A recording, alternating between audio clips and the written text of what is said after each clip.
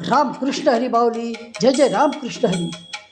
आज आषाढ वद्य चतुर्दशी, आजच्या दिवशी संत सावतामाळी महाराजांची पुण्यतिथी आहे.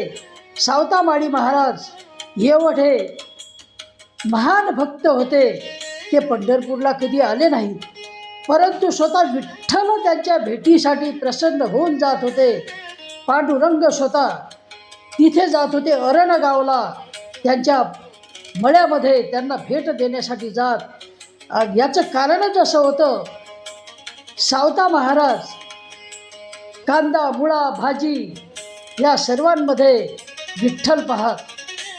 आषाढ वद्य चतुर्दशीच्या दिवशी सर्व संतांच्या पालख्या जवळजवळ पंढरपुरावरून परतीच्या मार्गाला लागलेल्या असतात, परंतु स्वतः पांडुरंगाची पालखी मात्र अरणगावच्या दिशेनं मार्गस्थ होते.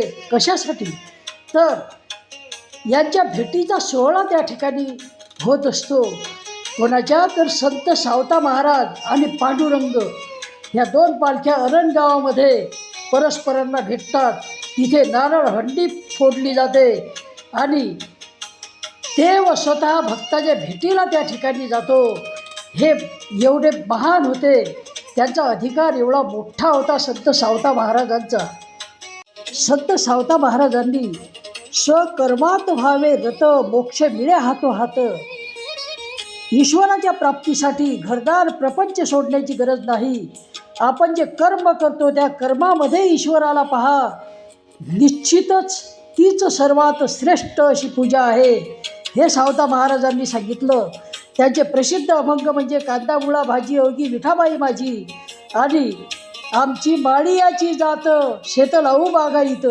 आम्हा हाती मोठ नाडा पाणी जाते फुलवाडा. शांती शेवंती फुलली प्रेम जाई जुई व्याली. सावताने केला मळा विठ्ठल देखी येला डोळा. विठ्ठल देखी येला डोळा. आषाढ वद्य चतुर्दशीला त्यांचा संजीवन समाधी सोहळा मोठ्या थाटामाटात अरणगावला साजरा होत असतो आणि त्याच वेळेला पांडुरंगाची पालखीसुद्धा त्यांना भेटीसाठी येत असते. नामदेव महाराज त्यांच्याबद्दल म्हणतात, धन्य धन्य ते अरण रत्नांचीच खान. जन्मला निधान सावता तो, सावता सागर प्रेमाचा आगर. घेतला अवतार माळ्या घरी.